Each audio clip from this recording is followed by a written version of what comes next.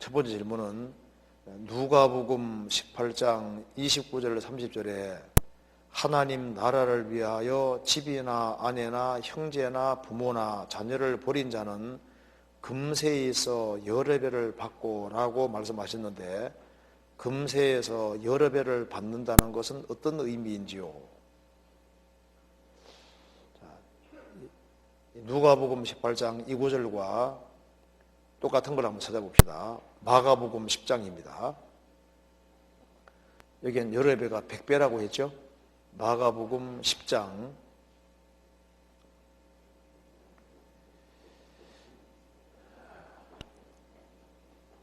28절입니다. 베드로가 여자와 가로되 보소서 우리가 모든 것을 버리고 주를 쫓았나이다. 예수께서 가라사대 내가 진실로 너희에게로 노니 나와 및 복음을 위하여 집이나 형제나 자매나 어미나 아비나 자식이나 전토를 벌인 자는 금세에 있어 집과 형제와 자매와 모친과 자식과 전토를 100배나 받되 핍박을 겸하여 받고 내세에 영생을 받지 못할 자가 없느니라. 여기 질문은 이렇게 하는 자는 금세에서 여러 배를 받는다는 것이 어떤 의미인지요? 마가복음 9장에서는 동일한 내용인데 100배나 받을 것이다. 이게 도대체 무슨 뜻일까 하는 질문입니다. 예수님 말씀하시기를 하나님 나라를 위하여, 마가복음에는 나와 및 복음을 위하여, 하나님 나라를 위해서란 말은 아까 말하면은 예수님과 복음을 위하여 그 말이고, 집이나 형제나 자매나 어미나 아비나 자식이나 전토를 벌인 자는, 버린다는 뜻이 뭘까요? 버린 자는 금세에 있어 집과 형제와 자매와 모친과 자식과 전토를 100배나 받되 핍박을 겸하여 받고 내세에 영생을 받지 못할 자가 없느니라. 이 말씀에서 먼저 금세가 나와 있고 내세가 나와 있죠. 30절에 금세, 내세, 금세만 있는 것이 아니라 내세가 있습니다. 그래서 내세에서 영생을 얻는 건 말할 것도 없고, 이 금세에서도 100배나 받을 것이다. 그렇게 말씀했습니다. 그럼 여기에 버린다는 뜻이 뭘까요? 버린다는 뜻이 뭐냐면은 주님이 원하시는데 어머니나 아버지가 막을 수 있잖아요. 그렇지 않습니까? 주님의 뜻인데 자식이 막을 수도 있습니다. 그러니까 주님과 복음을 위해서 모든 것을 버릴 각오를 하고 주님을 따르는 사람은 금세에 있어서 100배나 받을 것이다. 예를 들어 봅시다. 어떤 사람은 전도하는 길에 들어서는 것이 주님의 뜻이라고 해봅시다. 근데 가족이 다 반대하는 거예요. 그렇지만은 그 부르심이, 주님의 부르심이 확실할 때 모든 가족이 다 반대한다 할지라도 그것을 뒤로 하고 주님 말씀의 길을 택할 때 하나님께서는 금세에서도 100배나 받게 해줄 거다. 그 말이 무슨 말이냐면은 100배 받는 속에 누가 들어가냐 하면 내가 버린 것이 그 속에 들어가는 거예요. 거의 다. 그래서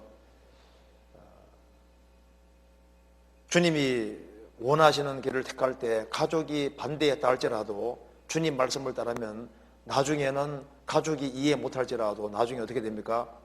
그 100배나 많은 사람들이 구원받고 역사 나타날 때 그 반대했던 가족들도 그 100배 속에 포함이 되는 거예요.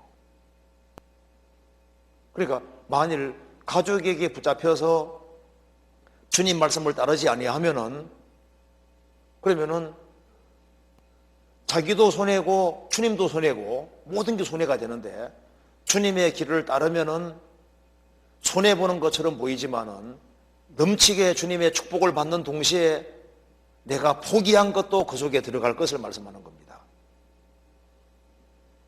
지금 이 내용이 그 내용입니다. 그래서 베드로 사도가 주님이 부르실 때 모든 것을 버려두고 주님을 쫓았습니다. 그때 누가 제일 안 좋아했을까요?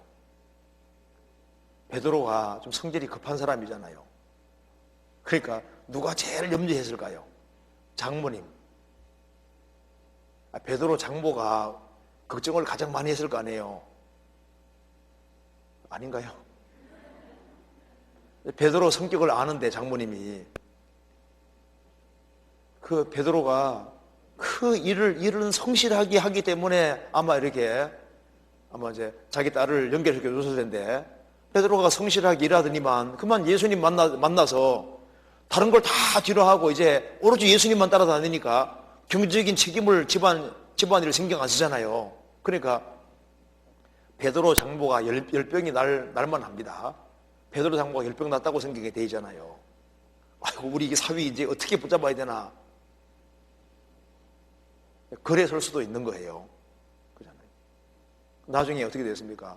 그 베드로 장모도 주님이 특별하게 간섭하셔서 예수님께 수중 들게 만들고 베드로 통해서 얼마나 많은 사람이 구원받았습니까? 구원받았을 때 베드로가 포기한 모든 것이 그 속에 다 들어가잖아요. 그렇잖아요. 그래서 버린 자는 금세에서 집과 형제와 자매와 모친과 자식과 전토를 100배나 받대. 그래서 주님이 포기할 때 알아야 포기하면은 그 사람을 통해서 많은 사람이 구원받을 때 그 중에 주님 뜻대로 행하는 자가 형제와 자매와 모친이라 그랬죠.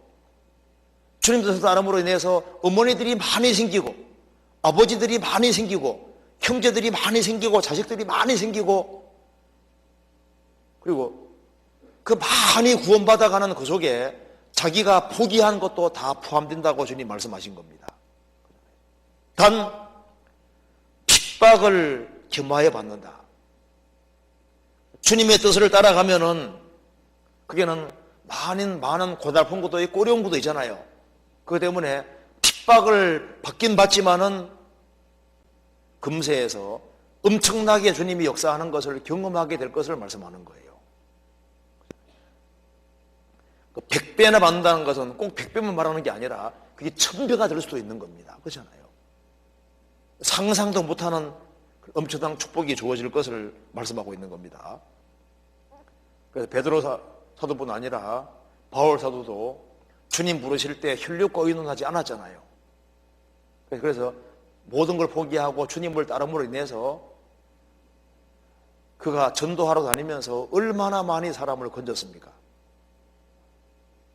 그래서 버린 자는 내세에서 영생받을 뿐 아니라 금세에서도 하나님이 엄청나게 역사하는 것을 경험하게 될 것이다. 그런 뜻으로 말하고 있는 겁니다. 그래서 여기 디모데전서 4장 한번 찾아보시겠습니다.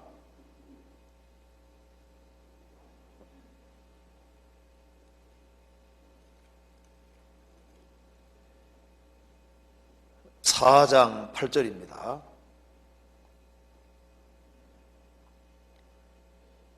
육체의 연습은 약간의 유익이 있으나 경건은 범사에 유익하니 금생과 내생에 약속이 있느니라. 육체의 연습은 약간의 유익이 있습니다. 운동은 약간의 유익이잖아요. 그런데 경건은 신앙생활을 바르게 하는 것은 범사의 모든 일에 유익하니 내생에 약속이 있을 뿐 아니라 금생에도 약속이 있습니다. 금생과 내생에 약속이 있느니라. 하나님께서 금생에서도 특별하게 도와주시는 것이 있는 거예요. 저도 이제 구원받고 교회에 들어올 때 부모님이 반대했죠.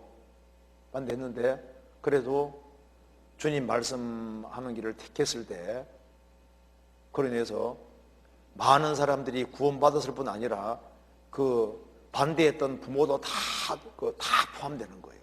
다 구원받아 신앙생활 다 하고. 그러니까 성경 말씀대로 포기하면은 그게 당장은 아쉽지만은, 당장은 핍박도 받지만은 나중에 시간 지나가면 주님이 그것을 더 큰 축복으로 다 갚아주고 넘치는 축복으로 갚아줄 것을 말씀하고 있는 겁니다.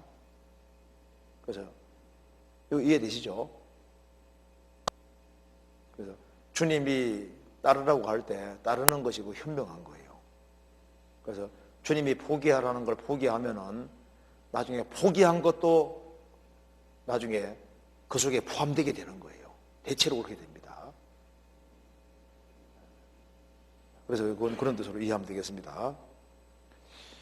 그래서 이제 여기 중요한 구절은 금세와 내세, 이 세상과 원하는 세상, 금세만 있는 게 아닙니다. 내세가 있어요.